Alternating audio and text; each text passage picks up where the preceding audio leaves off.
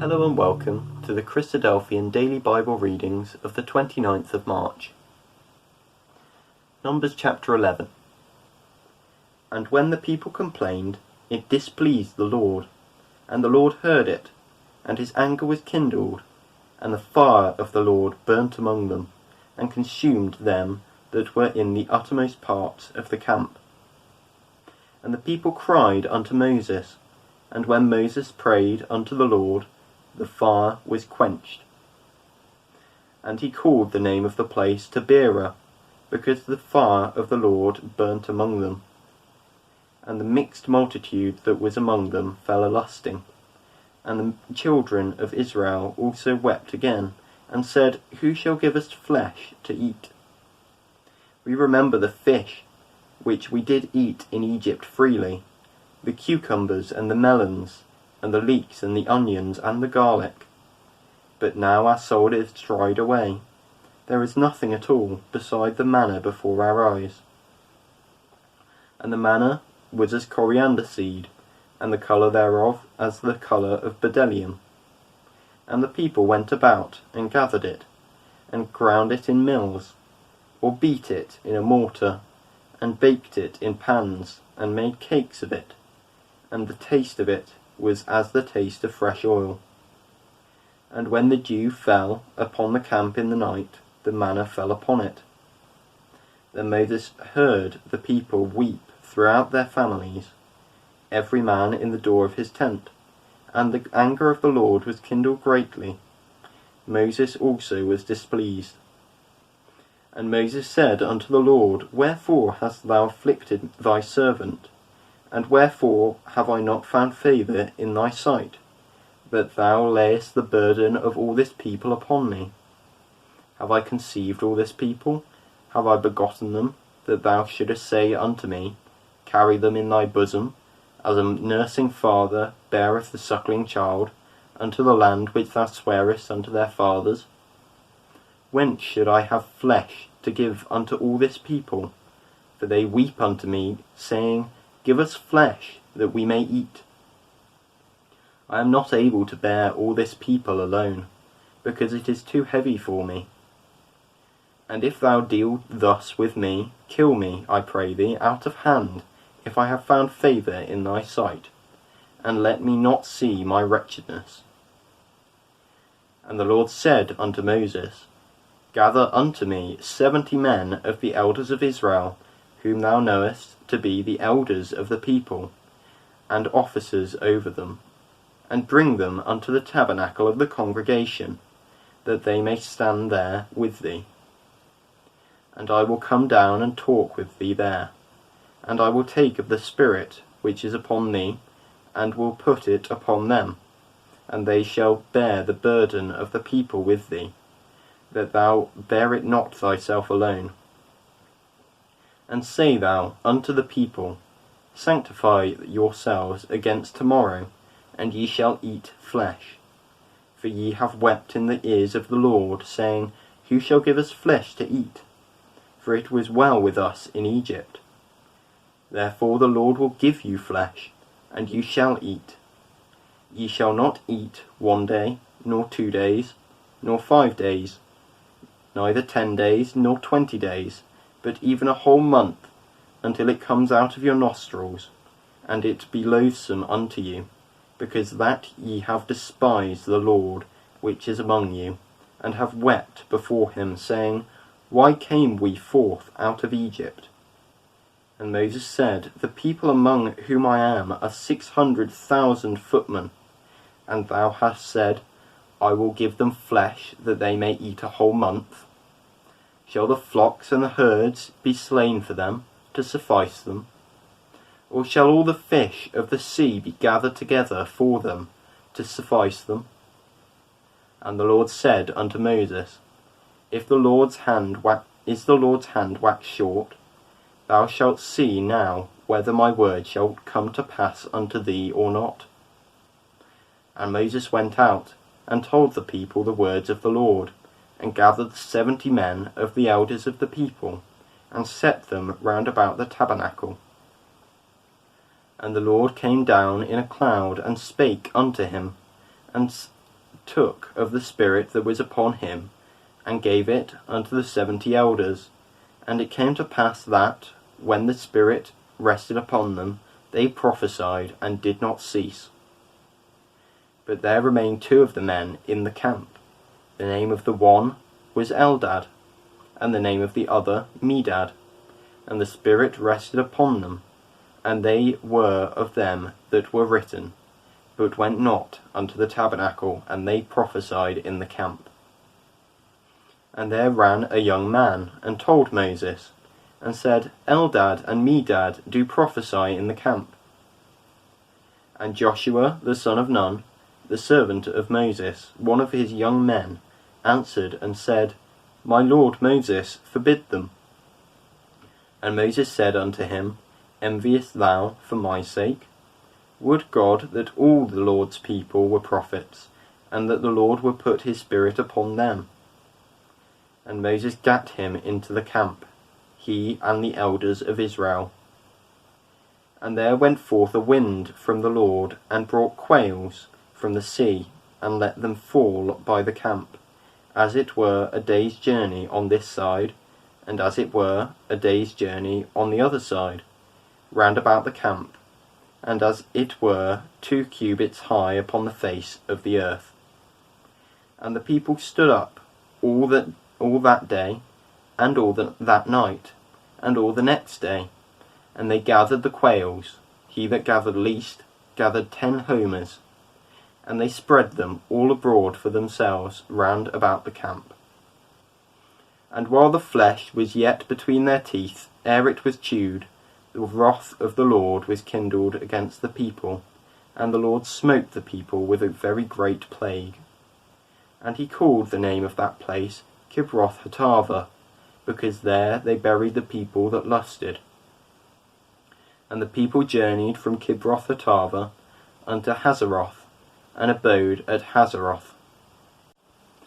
Proverbs chapter 7. My son, keep my words, and lay up my commandments with thee. Keep my commandments, and live, and my law as the apple of thine eye. Bind them upon thy fingers, write them upon the table of thine heart. Say unto wisdom, Thou art my sister, and call understanding thy kinswoman, that they may keep thee from the strange woman, from the stranger which flattereth with her words. For at the window of my house I looked through my casement, and beheld among the simple ones, I discerned among the youths, a young man void of understanding, passing through the street near her corner, and he went the way to her house. In the twilight, in the evening, in the black and dark night. And behold, there met him a woman with the attire of a harlot, and subtle of heart. She is loud and stubborn, her feet abide not in her house. Now is she without, now in the streets, and lieth in wait at every corner. So she caught him, and kissed him, and said with an impudent face, said unto him, I have peace offerings with me, this day I have paid my vows. Therefore came I forth to meet thee, diligently to seek thy face, and I have found thee. I have decked my bed with coverings of tapestry, with carved works, with fine linen of Egypt. I have perfumed my bed with myrrh, aloes, and cinnamon. Come, let us take our fill of love until the morning. Let us solace ourselves with loves. For the good man is not at home, he is gone a long journey. He hath taken a bag of money with him, and will come home at the day appointed. With her much fair speech she caused him to yield, with the flattering of her lips she forced him. He goeth after her straightway, as an ox goeth to the slaughter, as a fool to the correction of the stocks, till a dart strike through his liver, as a bird hasteth to the snare, and knoweth not that it is for his life.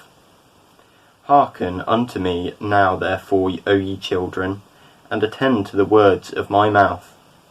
Let not thine heart decline to her ways, go not astray in her paths. For she hath cast down many wounded, yea, many strong men have been slain by her. Her house is the way to hell, going down to the chambers of death. Luke chapter 21. And he looked up and saw the rich men casting their gifts into the treasury.